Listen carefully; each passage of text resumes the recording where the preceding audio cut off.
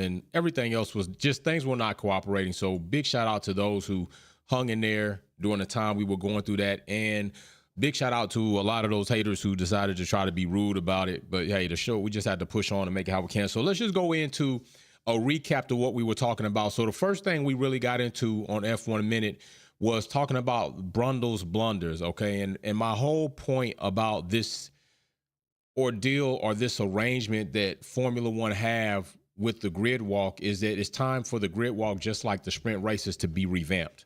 Like, this is no longer a secret. This is something that they really need to consider.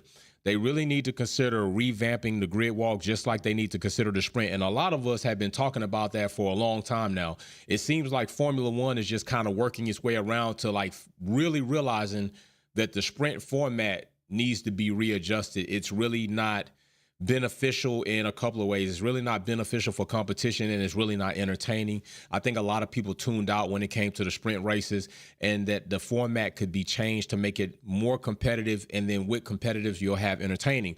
But in regards to the grid walk, is the fact that Grundle's just not really relatable in a lot of situations, and he's proven that with Megan Thee Stallion. He's just now proven that recently with Machine Gun Kelly. He's proven this several times, even with soccer athletes. He's proven it that he is not the only person that probably should be doing the grid walk, especially when you come out with your list of stars. So Machine Gun Kelly, Brundle have their, I don't want to call it a run-in, but basically they meet. Brundle calls him out. Machine Gun Kelly really doesn't even know what the hell he's talking about at first. And I don't think it was that Machine Gun Kelly didn't know. I just think that Machine Gun Kelly really didn't care for Brundle, probably seeing what he's seen before. But either way it goes, Brundle didn't even want to engage into a nice, harmless air band guitar session.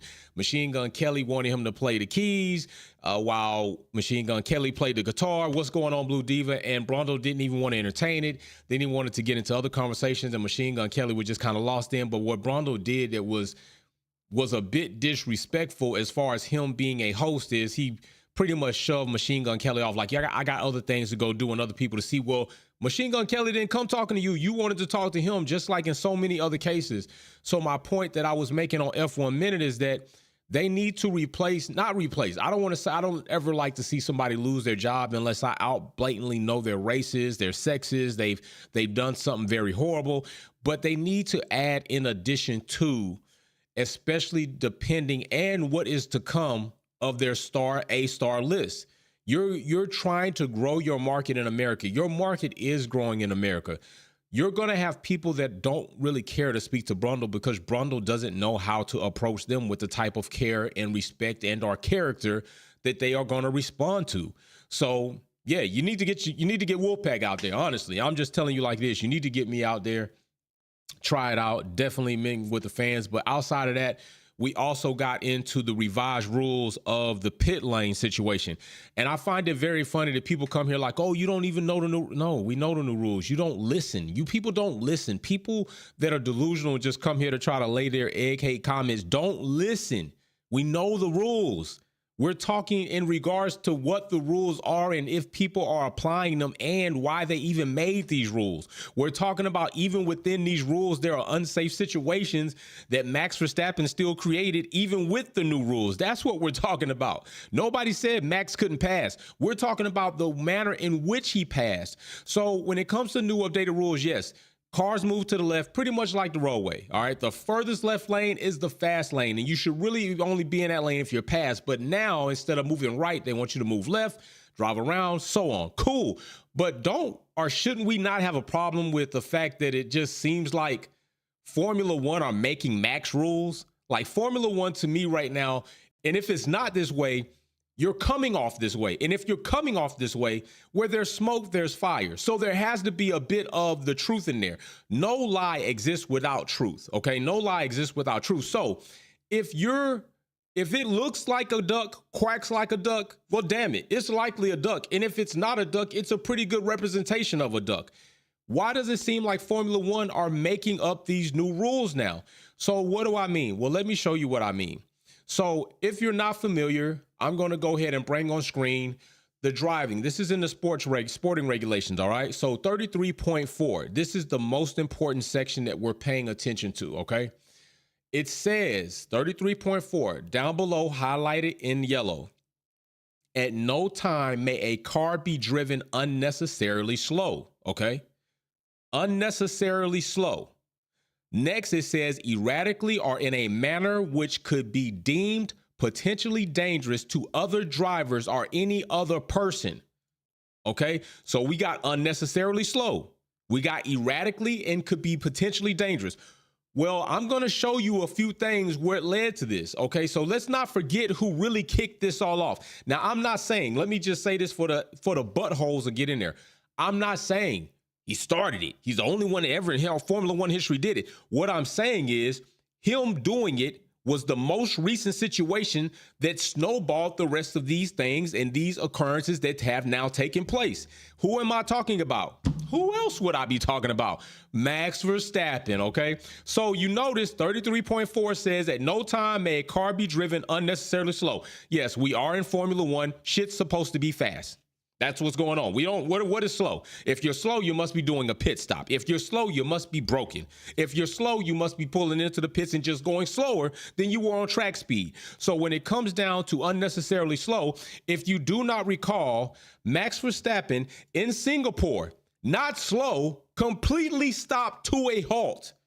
Okay? Do you realize that the light is green? That means it's time to go. Max is completely stopped to a halt, not slow, stopped. And why is he stopped? I'm pretty sure you all should know this. He was stopped because he chose to stop in order to build up almost a 12 to 14 second gap so that he could take advantage of that gap and have a better qualifying lap time. Okay. Now, what's funny to me is that the documents in which reprimanded, not gave him a penalty, reprimanded him, knew this 14 seconds, but then they outlined in their document that he didn't gain an unfair advantage. That's not true. That's why he was doing it. He was doing that to gain an unfair advantage. No other car thought that they could do this, and this kicked off a cycle. So now coming into Mexico, Russell does it. And then also Max Verstappen does it. And then Alonso does it. So now you have a repeat of a situation. And even Formula One, even the FIA said that they made a mistake in Singapore. They should have penalized Max Verstappen then. They said this. And this is where more of the problem lies. You should have done it. You didn't do it. Nor did you go back and hand him a punishment, but you reprimanded him. Okay, so remember what we said.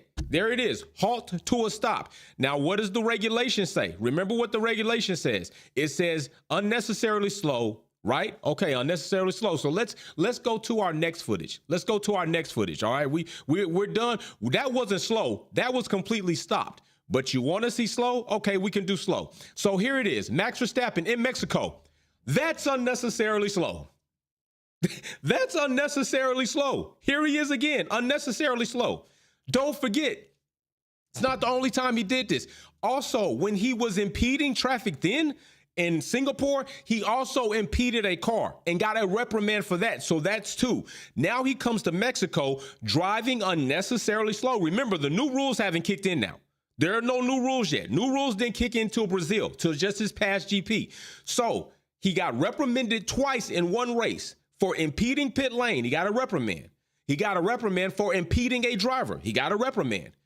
Why did he not get a reprimand in Mexico? That looks funny, right? Because I believe you get 3 reprimands, there's something that's supposed to take place. So they didn't penalize Max Verstappen. Therefore, they didn't penalize the other drivers, because if you penalize Russell and Alonso, you would have had to penalize Max Verstappen. If you gave them reprimands, you should have needed to give Max Verstappen a reprimand, which would have been his 3rd. But you didn't do that. So you admitted you made a mistake in Singapore. You didn't fix your mistake. Here you come into Mexico making another mistake that you said you shouldn't have made the first time. This is a keep crawling problem. You keep crawling this problem.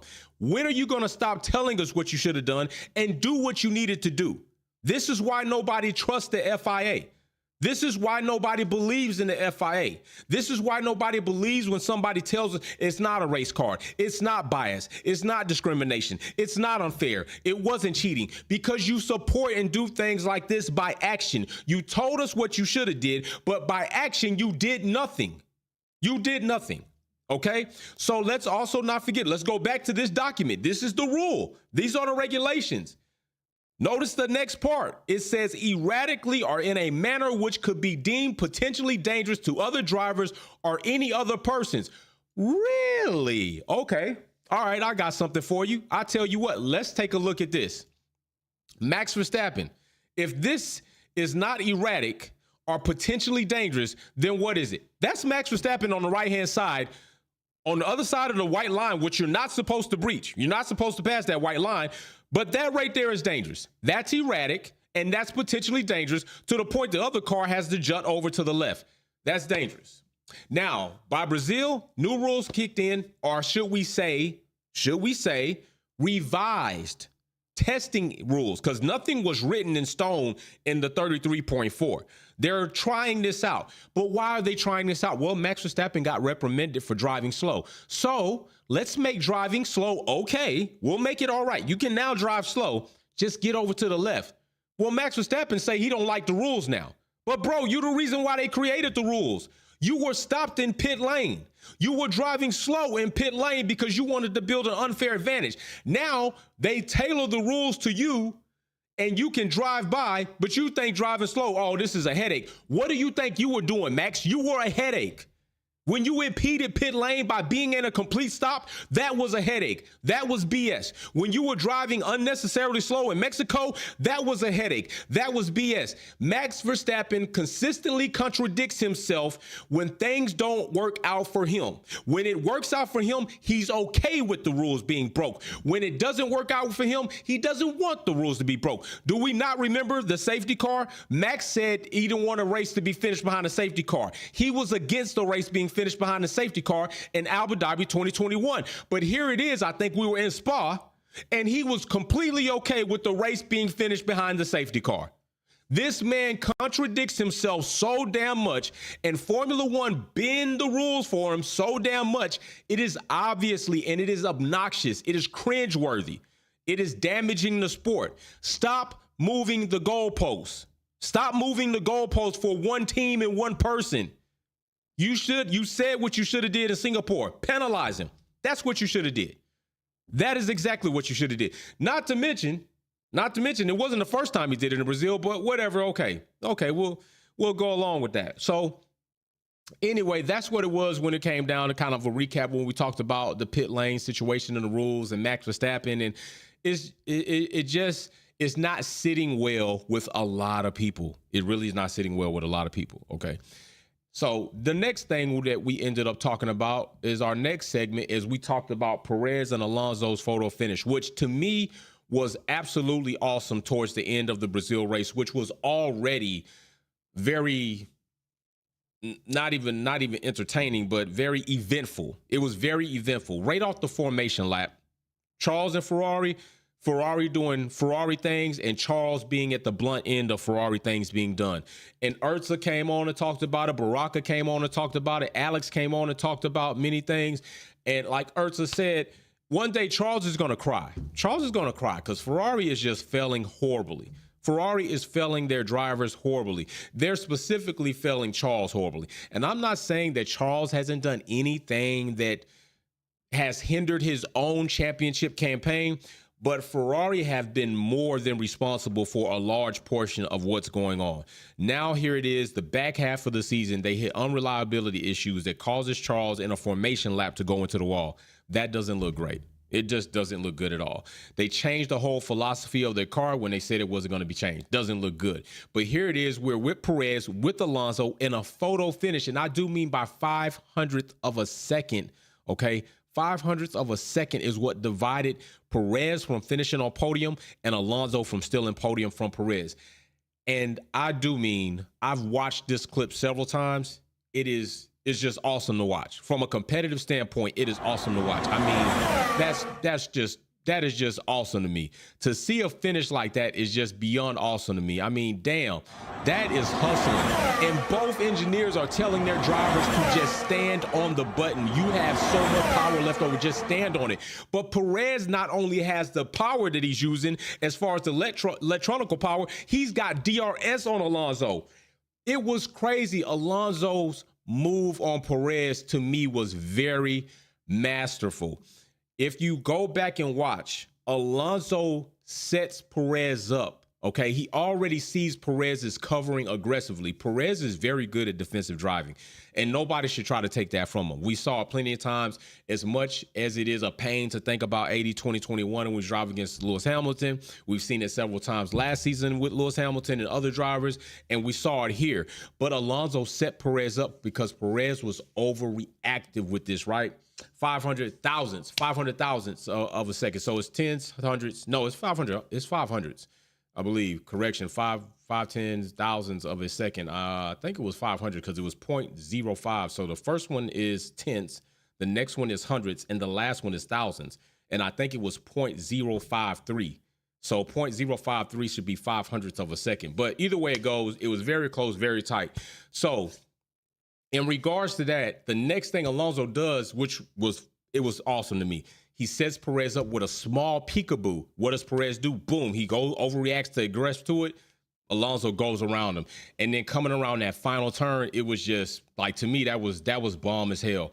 But the thing that I was concerned about is there was already a lot of scrutiny and criticism going Perez's way due to some of his own doing, but also I believe some of Red Bull's doing. But still, it's I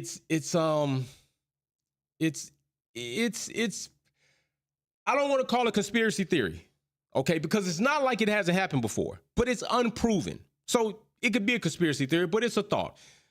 Either there's some foul play mixed in there because we see Perez go from shit hot to shit not all of a sudden. Don't know, okay? But what I do know is I saw several times this season where Perez damaged his own campaign, okay? He damaged his campaign in Monaco. Killed it, okay? He killed it. And he said it himself. Perez said it himself. He was pushing, trying to do something which was emulating Max's driving, which is not his driving, and he pushed too hard and he killed it. He said it himself. And then in Mexico, that was all Perez. That was all Perez. Perez was in a very good position. I do believe if he comes a little bit more wide out of that turn, he's going out that corner in first. But what did he do? He pulled off of Lewis Hamilton, came down too much, and then wrecked the car out, okay? So we have to give amount of responsibility for what's happened to Perez this season to Perez, but there is some responsibility there with the team, with things that have been said, with things that have been done that does not bode well for Red Bull as far as supporting their drivers equally. And I'm going to stand by that. Now, there are some things that we don't have proof on, but there are some things that you damn well know where there's smoke, there's fire. So it's not too far from the truth. There might be some details in there that are not exactly right, but I don't know if this put a nail in Perez's coffin, because I think it's like, this was awesome to see, but with everything that's happened with Perez this season, it wasn't great to see, because now it's even more of a criticism that, bro, you had the fastest car, you had power, and you had DRS, and you still didn't get the job done. I mean, that's debatable to say that. You can make that argument. Like, you still couldn't get the job done, but then you can look at it like, yo, you were driving against Alonso, a few more feet, ain't no telling what it would have been. But it should have never been a few more feet. That's what some people would argue. There should have never been a few more feet. So that's something else that we talked about. I don't know what's going to happen with Perez next season. He does have a contract with Red Bull 2024. We all know Red Bull have been very infamous with ditching drivers mid-season, even not even mid-season, like two drivers in one seat. Like, they've been known to do this. Will they do it with Perez? I don't know, but they do have a pretty good, not rookie anymore, because Liam Lawson did a phenomenal job for a, first-time Formula One driver coming in, sitting in the car. And it was with a AlphaTauri.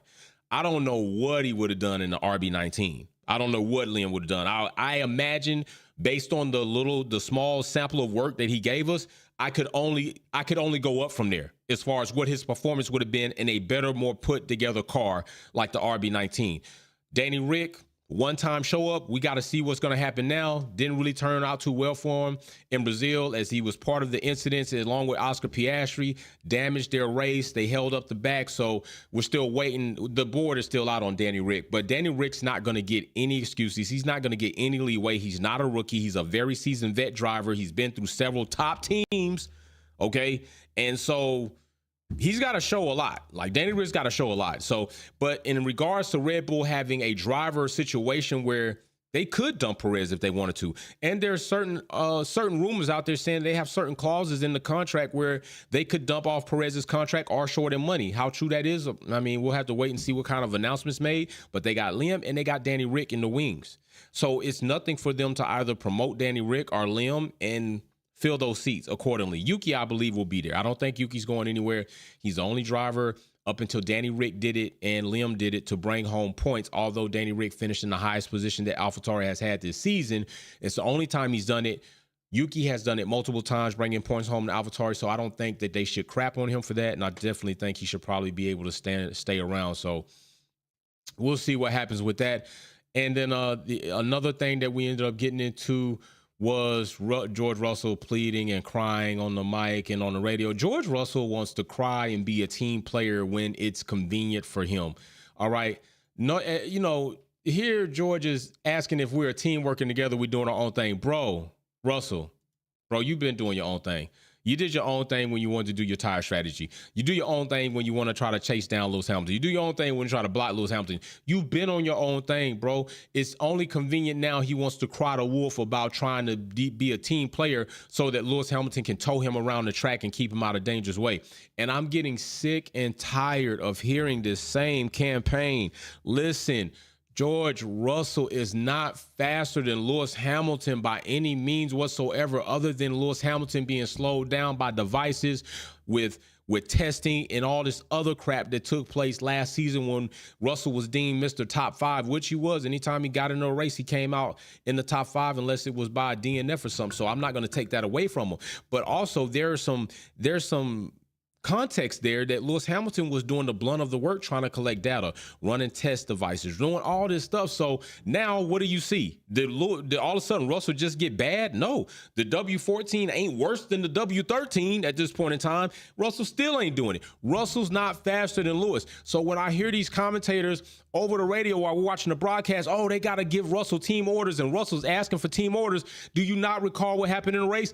Russell gets DNFs. He gets retired anyway. So now we're talking about compromising two drivers, which Lewis Hamilton talked about before. If we stay in this position, we're going to lose 2 instead of 1, and he wasn't lying. Don't forget, Russell went for the gap in Singapore, much like Massa did when he was on his whole campaign about his driving championship. Do you not forget about the race with Massa? I mean, Ferrari screwed him over with the fuel hole attached. Then Massa went out there and drove horribly the rest of the remainder of the race. Not only did he put in the wall, he came off track. Raikkonen even went out that race. So Russell just needs to drive also and be a real team player.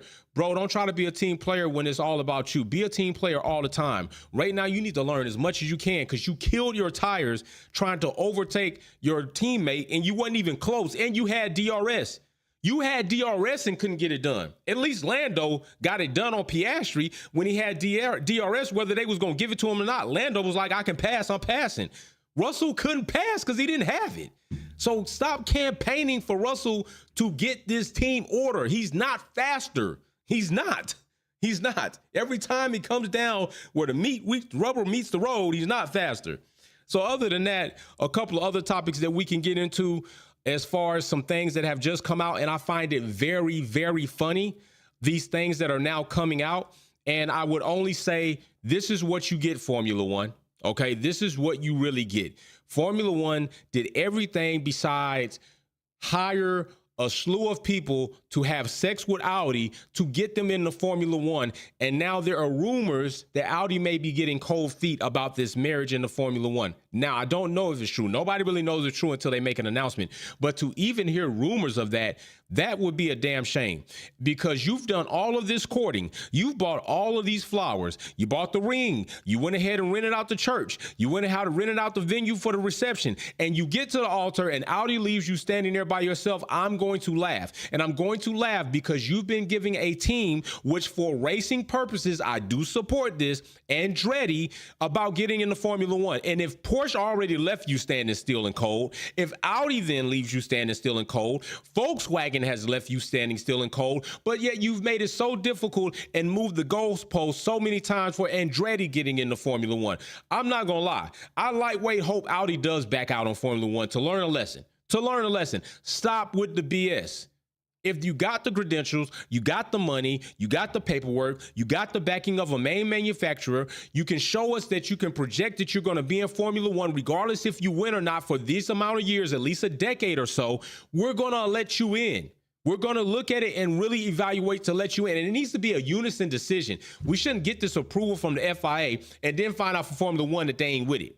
It needs to be a decision that they make together. So once it's made, it's done and made. Point blank, period. And then this situation in Vegas, I'm hearing in Vegas, the construction is not going over well with locals. It does look like crap on the strip. I don't know really.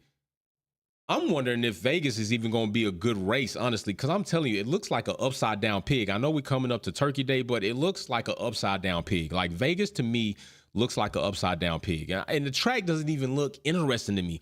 It looks I don't want to say two, because that's really over exaggeration. It looks a few turns less than a damn NASCAR track. I mean, to me, that's what it looks like. I mean, we got a couple of kinks, but to me, it looks like a damn NASCAR track. I really wasn't wowed when I saw the track layout. I was like, this shit is not very technical at all. It's just a high speed ring that ain't in a circle. But I guess we'll see. It's going to be, a puzzle to all teams because they haven't been there. But, I mean, it's nothing but a bunch of straights. So don't know how much of a puzzle it's going to be outside tire deg and speeds and the right type of aero setup so that you can take advantage of high speeds and hopefully don't get porpoising.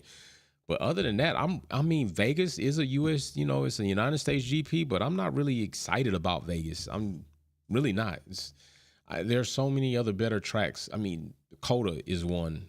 Even Miami's a better track than what Vegas looks like. Now, Vegas could turn out different when they actually show up and we see the race. Maybe it might be different, but just from first look, it's like, okay, so what?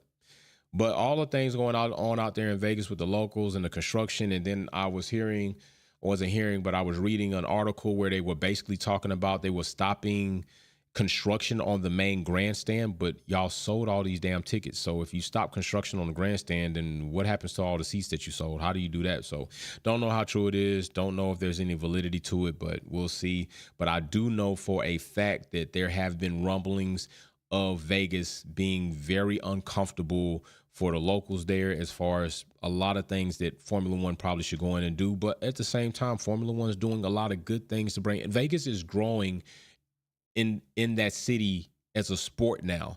Okay, you got the Raiders, which came in there a few back. You got supposedly a basketball team might be in the works in the next couple of years, and who's going to be the owner of that team? That may be surprising. Hockey, there's a lot of things going on in Vegas that's just outside of gambling, although sports are a part of gambling, but you get what I'm saying. So it's going to be funny to see how that happens. But anyway, that's the recap on what we pretty much went through, plus some extras, because we didn't talk about the Audi situation. We didn't talk about Andretti. We didn't talk about Las Vegas. So I just threw that in there. But we will see what happens. We'll see how it goes. But Brazil is here to stay. Also renewed or re-signed up for several years. So I think Brazil is an awesome track. I think it should stay. So I don't think it was going to go anywhere. There's some tracks that I wish would go somewhere, but they're not right now. So anyway, we're going to be racing here, Wolfpack F Grudge Racing on Sunday at 11 a.m. Free practice session and lobby will be created at 11:30ish. We will start the one-shot quali and go right into the race. So if you want to race with us here at Wolfpack F Grudge Racing, go ahead and send me an EA Sports platform request. Don't send me an Xbox or PlayStation request. Send me a request through the EA platform at Wolfpack F1. Once I check those this weekend, likely Friday night or Saturday morning, I will accept all requests I see. And then once I start the free practice lobby on Sunday, I will send out invites. But once we finish free practice, I'll start a new lobby. So if you missed free practice, you will then have a second chance to jump into the one-shot quali and right into the race. After we start that second lobby, we will not start another lobby after one-shot quali. We will go from one-shot quali right into the race. So if you don't make it at that deadline, you will not make it at all, and you will hopefully catch us next time, which will be likely in the off-season. We'll have a Grudge Racing Championship Series. It's not going to be like other series. I'm talking with Delta Zero Productions. They're going to have a hand in assisting with this. If you want typical racing series, you need to go over to them. This is going to be a little bit grungy with some, with some sportsmanlike conduct, but we don't mind a little rough stuff. So that's how it's going to be. And the winner of the overall series is going to be 10 tracks, 10 races. That winner will receive the Fanatec wheel, Fanatec base, Fanatec pedals, like $1,500 worth of stuff. Plus, there are going to be other prizes along the way for people that may not get that grand prize, courtesy of Wolfpack family and myself. So be ready for that. Sign up for that. You have to be a member for 6 months or more. So a green or blue badge will be eligible to participate in the competition and receive those prizes. So big shout out to everybody who hopped on this live last minute. I really do appreciate you. I will see you soon. I'm going to be live again, and we're going to be live for sure Sunday for the Grudge Racing Series. This is Wolfpack. I am out. Be safe. Peace and love. Peace.